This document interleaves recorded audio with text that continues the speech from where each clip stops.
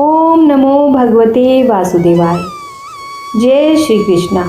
आप सभी भक्तजनों का स्वागत है हरि का पंचांग चैनल पर। आज से हम इस चैनल पर श्रीमद् भागवत महापुराण आरंभ कर रहे हैं। आज आप सुनेंगे प्रथम स्कंद का पहला ही अध्याय। आइए श्री गणेश का नाम लेते हुए आरंभ करते हैं। तो सभी बोलिए जय श्री गणेश। श्री सूत जी से सौनकादि ऋषियों का प्रश्न। मंगलाचरण, जिससे इस जगत की सृष्टि, स्थिति और प्रलय होते हैं, क्योंकि वह सभी सदरूप पदार्थों में अनुगत है और असत पदार्थों से पृथक है। जड़ नहीं चेतन है, परतंत्र नहीं स्वयं प्रकाश है, जो ब्रह्मा अथवा हिरण्यगर्भ नहीं है, प्रत्युत उन्हें अपने संकल्प से ही जिसने उस वेद का ज्ञान दे दिया है, जिसके संबंध में बड़े बड़े विद्वान भी मोहित हो जाते हैं। जैसे तेजो में सूर्य, रश्मियों में जल का, जल में स्थल का और स्थल में जल का भ्रम होता है, वैसे ही जिसमें यह त्रिगुणमयी जागृत स्वपन सुषुप्ति रूपा सृष्टि मिथ्या होने पर भी अधिष्ठान सत्ता से सत्यवत प्रतीत हो रही है, उस अपनी स्वयं प्रकाश ज्योति से सर्वदा और सर्वथा माया और माया कार्य से पूर्णतः मुक्त रहने वाले परम सत्य रूप परमात्मा का हम ध्यान करते हैं। महामुनि व्यासदेव के द्वारा निर्मित इस श्रीमद् भागवत महापुराण में मोक्ष पर्यंत फल की कामना से रहित परम धर्म का निरूपण हुआ है। इसमें शुद्धांतकरण, सत्पुरुषों के जानने योग्य उस वास्तविक वस्तु परमात्मा का निरूपण हुआ है, जो तीनों तापों का जड़ से नाश करने वाली और परम कल्याण देने वाली है। अब और किसी साधन या शास्त्र से क्या प्रयोजन। जिस समय भी सुकृति पुरुष इसके स्वर्ण की इच्छा करते हैं, यानी कि इसे सुनने की इच्छा करते हैं, ईश्वर उसी समय अविलंब उनके हृदय में आकर बंदी बन जाता है। रस के मर्मज्ञ भक्तजन, यह श्रीमद् भागवत वेद रूप कल्प वृक्ष का पका हुआ फल है। श्री सुखदेव रूप तोते के मुख का संबंध हो जाने से यह परम आनंदमय सुधा से परिपूर्ण हो गया है। इस फल में छिलका, गुठली आदि त्याज्य अंश तनिक भी नहीं है। यह मूर्तिमान रस है। जब तक शरीर में चेतना रहे, तब तक इस दिव्य भगवद्र का निरंतर बार बार पान करते रहो। यह पृथ्वी श्री सूत जी का ऋषियों द्वारा मंगलाचरण करने के बाद कथा आरंभ होती है। एक बार भगवान विष्णु और देवताओं के परम पुण्यमय क्षेत्र नैमिषारण्य में शौनक आदि ऋषियों ने भगवत प्राप्ति की इच्छा से सहस्र वर्षों में पूरे होने वाले एक महान यज्ञ का अनुष्ठान किया। एक दिन उन लोगों ने प्रातःकाल अग्निहोत्र आदि नित्य कृत्यों से निवृत्त होकर सूत जी का पूजन किया और उन्हें ऊंचे आसन पर बैठाकर बड़े आदर से यह प्रश्न किया। ऋषियों ने कहा, सूत जी, आप निष्पाप हैं। आपने समस्त इतिहास, पुराण और धर्मशास्त्रों का विधि पूर्वक अध्ययन किया है और उनकी भली भांति व्याख्या भी की है। वेद वेताओं में श्रेष्ठ भगवान बदरायण ने और भगवान के सगुण निर्गुण रूप को जानने वाले दूसरे मुनियों ने जो कुछ जाना है, उन्हें जिन विषयों का ज्ञान है, वह सब आप वास्तविक रूप में जानते हैं। आपका हृदय बड़ा ही सरल और शुद्ध है।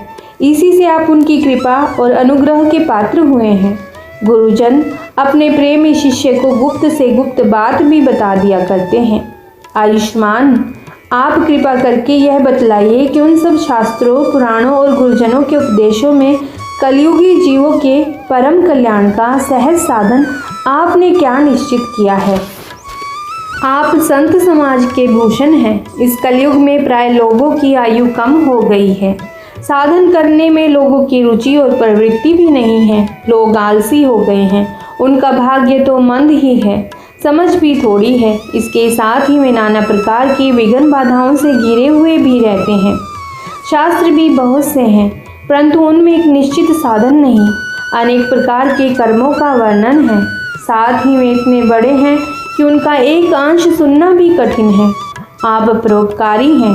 अपनी बुद्धि से उनका सार निकालकर प्राणियों के परम कल्याण के लिए हम श्रद्धालुओं को सुनाइए, जिससे हमारे अंतःकरण की शुद्धि प्राप्त हो।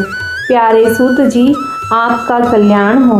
आप तो जानते ही हैं कि यदुवंशियों के रक्षक भक्त वत्सल भगवान श्री कृष्ण वसुदेव की धर्मपत्नी देवकी के गर्भ से क्या करने की इच्छा से अवतीर्ण हुए थे।